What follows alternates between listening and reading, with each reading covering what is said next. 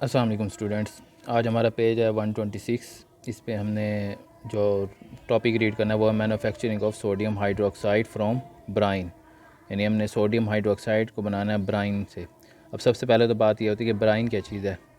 तो इसके लिए मैं पहले हमारे पास जो इस टॉपिक के अंदर जो इम्पोर्टेंट चीज़ें हैं वो ब्राइन सोल्यूशन कैसे बनाया जाता है, ब्राइन सोल्यूशन क्या है, फिर ब्राइन सोल्यूशन से सोडियम हाइड्रोक्साइड कैसे बनानी है, और इसकी सबसे इंपॉर्टेंट जो चीज़ होती है वो डायग्राम होती है। तो डायग्राम हम पहले देख लेते हैं कि डायग्राम कैसे बनाई जाती है।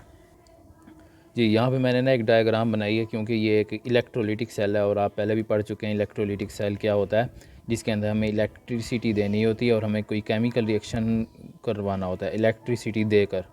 यानी इलेक्ट्रिसिटी हम खुद प्रोवाइड करेंगे और उससे कोई केमिकल रिएक्शन होगा या हम कोई भी केमिकल बनाना चाहते हैं वो भी इसी के ज़रिए होता है।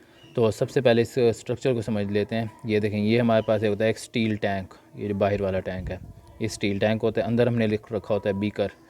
बीकर के अंदर जो ये जो सॉल्यूशन सा है इसको हम क्या कहते हैं, इसको हम सोडियम हाइड्रोक्साइड का जो बनता है सॉल्यूशन बनता है वो मौजूद होता है। ठीक हो गया। यानी कि हमारे पास इसके अंदर यहाँ लिखा हुआ है मैंने कि यहाँ पे हमारे पास क्या है, सोडियम हाइड्रोक्साइड इसके अंदर बनता है जो इस यहाँ से गिरता है, इस जगह से। ठीक है, ड्रॉप वाइज गिरता है नीचे। अच्छा, इसके अंदर जैसे हमारे पास हर इलेक्ट्रोलिटिक सेल के अंदर कोई एनोड और कैथोड होता है, तो यहाँ पर हमारे पास ये जो है ये एनोड है जिसके ऊपर पॉजिटिव चार्ज है, ये एनोड है। ये सारा ग्रेफाइट का बना होता है, ग्रेफाइट कार्बन की ही एक किस्म है। तो जैसे हमारी पेंसिल का जो सिक्का होता है, ठीक है, वो भी ग्रेफाइट का ही बना होता है। तो ये ग्रेफाइट का एनोड हो गया और यहाँ पर हमारे पास कैथोड हो गया, नेगेटिव चार्ज ये स्टील टैंक पे होता है। ठीक हो गया। इसके बाद जनाब अब हम यहाँ पे हमारा ये काम है कि हमने ब्राइन सोल्यूशन इसमें एंटर करना है। ब्राइन सोल्यूशन में सोडियम ने अलहदा हो जाना है, हाइड्रोक्साइड ने अलहदा हो जाना है। ब्राइन सोल्यूशन में Na और OH, हमने सोडियम हाइड्रोक्साइड बनाना है तो हमारे पास सोडियम हाइड्रोक्साइड यहाँ पर आना चाहिए, इस जगह पर हमारे पास हमें हासिल होना चाहिए। तो इसके लिए कैथोड और एनोड, यहाँ पे कैथोड मैंने बता दिया, एनोड बता दी। यहाँ से हाँ हमारे पास हाइड्रोजन गैस यहाँ से आउटलेट में जाती है और यहाँ पे क्लोरीन गैस। इसका प्रोसेस जब हम पढ़ेंगे साथ साथ मैं आपको बताऊंगा कि किस तरह से क्लोरीन गैस कहाँ पे बनती है और हाइड्रोजन गैस कहाँ पर बनती है। तो कहते हैं on industrial scale caustic soda यानी सोडियम हाइड्रोक्साइड। सोडियम हाइड्रोक्साइड बहुत इंपॉर्टेंट चीज़ है, ये साबुन बनाने में भी इस्तेमाल होती है और मुख्तलिफ इंडस्ट्रीज़ में ये यूज़ होती है। Is produce in the Nelson cell by the electrolysis of aqueous solution of sodium chloride called brine. अभी मैंने आपको बताया था कि ब्राइन क्या होता है। असल में जो ब्राइन है उसकी यहाँ पे डेफिनेशन भी यही है कि the aqueous solution of sodium hydroxide is called brine. ठीक है, ये हमारे पास ब्राइन की डेफिनेशन हो गई। The schematic diagram of the cell is shown, वो मैंने अभी आपको दिखाई है कि स्कीमेटिक डायग्राम कैसी है। इसके अंदर क्या चीज़ें होती हैं, कहते हैं it consist of a steel tank. बाहर की तरफ हमारे पास एक स्टील टैंक होता है। मैं काम करता हूँ आपको पिक्चर वहीं से दिखाता हूँ और पढ़ता यहाँ से हूँ।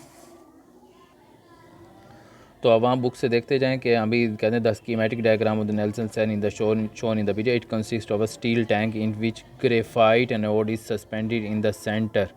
सबसे पहले हमारे पास यू शेप हमारे पास स्ट्रक्चर होता है।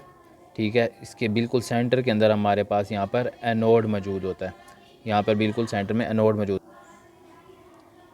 तो यहाँ पे यू शेप देखें, ये जो हमारे पास स्ट्रक्चर है ये एक यू शेप स्ट्रक्चर है। ठीक हो गया।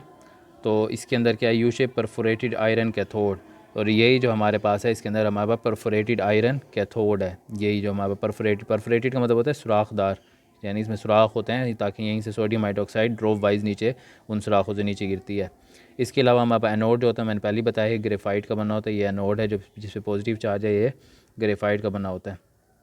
The iron cathode is internally lined with asbestos diaphragm. अब ये देखें, ये जो हमारे पास सारा आयरन कैथोड है, ये कैथोड है, ये अंदर एनोड है। इसकी जो अंदर वाली लाइन है, ऐसे समझ लें अंदर वाली जो दीवार है, जैसे हम घरों में पेंट करते हैं इसी तरह से इसकी जो अंदर वाली दीवार है इसको पेंट किया जाता है एस्बेस्टॉस से। ठीक है, ताकि ये जो हमारे पास ऊपर जो सोल्यूशन ब्राइन का सोल्यूशन है वो इस कैथोड के साथ डायरेक्ट रिएक्ट ना कर ले, वो इसको प्रिवेंट करता है। एस्बेस्टॉस जो होता है इसको प्रिवेंट करता है रिएक्ट करने से। इसके बाद अब हम इसका प्रोसेस करते हैं कि ब्राइन बनता कैसे, इसके बाद ऑक्सीडेशन और रिडक्शन वगैरह कैसे होती है। यहाँ पे लिखा हुआ कहते हैं aqueous solution of sodium chloride consist of sodium Na+Cl negative H+ और OH आइन। ये पहले बनते कैसे हैं, इसको मैं बनाने का तरीका दिखा दूँ आपको कि पहले मैं ब्राइन बनाना हो। लेकिन ब्राइन को उन्होंने कई बार पहले भी बताया कि हाँ भी ब्राइन जो होता है वो NaCl का यानी सोडियम क्लोराइड का एक्वस सोल्यूशन होता है। अब होता है किस तरह से, ये हमारे पास 2 Na 2NaCl, ठीक है, 2 सोडियम क्लोराइड के मॉलिक्यूल हैं, उससे हमारे पास क्या बनता है 2Na positive plus Cl negative. असल में एक्वस सोल्यूशन का मतलब ये है कि इसका मतलब ये इसको वाटर में डिज़ोल्व करते हैं। ये बात बुक में इस तरह से नहीं बनी हुई, लेकिन इसको ये वाटर में डिज़ोल्व करते हैं। तो वाटर में जब ये डिज़ोल्व करते हैं तो हमारे पास Na प्लस बन जाता है, Cl नेगेटिव बन जाता है, इसी तरह हमारे पास H प्लस बन जाता है और OH नेगेटिव भी बनता है, ठीक है। ये 4 चीज़ें बनती हैं हमारे पास। यानी सोडियम क्लोराइड का ब्राइन सोल्यूशन जब बनाएंगे, सोडियम क्लोराइड को हमें इसमें वाटर में डिज़ोल्व करना होगा और उससे हमारे पास ये सब चीज़ें हासिल होंगी। अब हमारे पास हमें पता है कि जब इलेक्ट्रोलिटिक सेल होता है उसमें हमारे पास इलेक्ट्रोलिसिस जो होती है वो एनोड पे होती है, यानी कि एनोड पे हमारे पास ऑक्सीडेशन होती है। तो ऑक्सीडेशन हमारे पास क्या होगी, एनोड पर होगी, और रिडक्शन हमारे पास कहाँ होगी, रिडक्शन होगी कैथोड पर। ठीक हो गया, ये हमारे पास हो गए, इसका स्कीम बन गई है एक। अब ये देखना है कि हमारे पास किसके ऊपर नेगेटिव चार्ज है। नेगेटिव चार्ज हमारे पास क्लोरीन के ऊपर आता है। ठीक हो गया, क्लोरीन हमारे पास मेन जो चीज़ है वो क्लोरीन है। क्लोरीन के ऊपर नेगेटिव चार्ज आता है। नेगेटिव चार्ज क्लोरीन पे आने का मतलब यह है कि ऑक्सीडेशन होनी है। तो नेगेटिव चार्ज हमारे पास क्लोरीन के ऊपर है, तो इसके हिसाब से हमारे पास जो ऑक्सीडेशन होनी है वो क्लोरीन से होनी है। तो हम यहाँ पे 2 क्लोरीन मॉलिक्यूल ले लेते हैं, क्लोरीन 2 नेगेटिव। मैं इसको ज़रा ओपन करके भी अगर लिख के बाद में दिखाता हूँ, ठीक है। इसके हमारे बन जाएगा Cl2 प्लस 2 इलेक्ट्रॉन। तो हमारे पास क्या होगा, 2 इलेक्ट्रॉन, 2 क्लोरीन है। क्लोरीन देख लें, क्लोरीन का एक स्ट्रक्चर ये होता है, इसके ऊपर टोटल होते हैं क्लोरीन के ऊपर 7 इलेक्ट्रॉन, और ये जो एक इलेक्ट्रॉन एक्स्ट्रा जो आया है उसके ऊपर नेगेटिव चार्ज बना देता है, ठीक है। इसकी वजह से इसके ऊपर नेगेटिव चार्ज आता है। इसी तरह हमारे पास दूसरा भी क्लोरीन है, 2 क्लोरीन है ना, तो यहाँ पे 1 2 ये 7 इलेक्ट्रॉन इसके अपने होते हैं। एक जो एक्स्ट्रा इलेक्ट्रॉन है इसके ऊपर नेगेटिव चार्ज बना देता है। अब ये 2 क्लोरीन है नेगेटिव चार्ज के साथ। अब ये क्या करते हैं, ये अपने यही दोनों इलेक्ट्रॉन बाहर निकाल देते हैं। जब ये दोनों अपने इलेक्ट्रॉन बाहर निकाल देंगे तब हमारे पास क्या बचेगा, 1 2 7वां 7, ये 7 इलेक्ट्रॉन हो गए।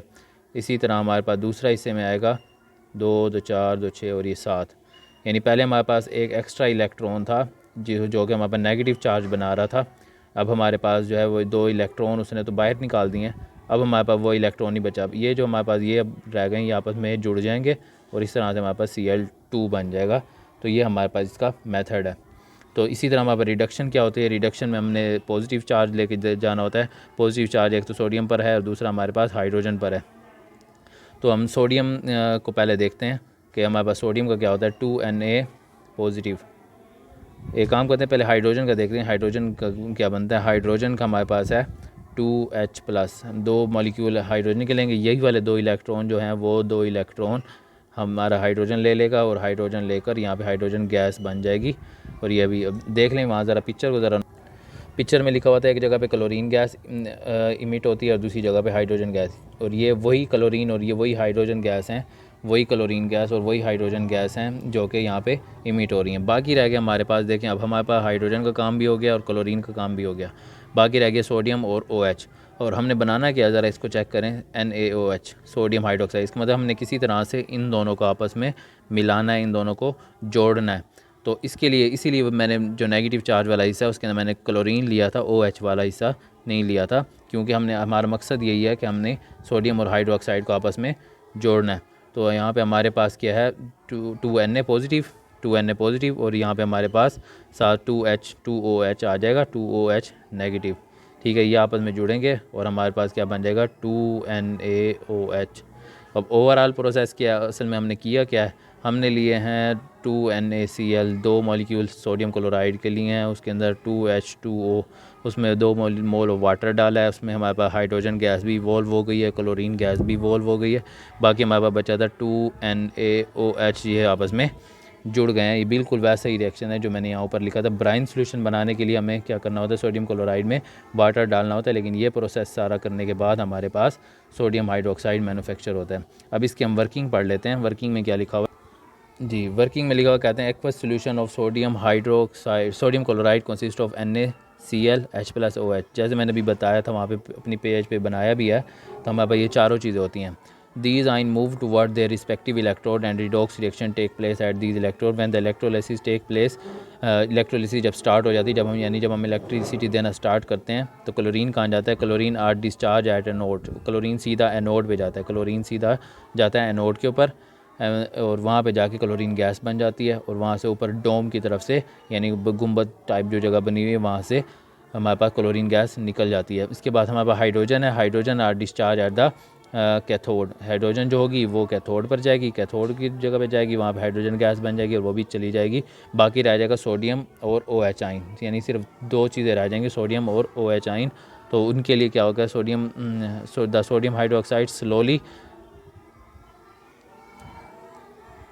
सोडियम हाइड्रोक्साइड जो होती है फिर वो वहाँ पर जाती है और हमारे पास बेसिन में कलेक्ट हो जाती है, यहाँ से परफोरेट होकर नीचे होकर परफोरेटेड यानी सुराखदार जो हिस्सा होता है वहाँ से रिमूव होकर दोबारा हमारे पास नीचे शामिल हो जाती है, इस बीकर में हमें हासिल हो जाती है।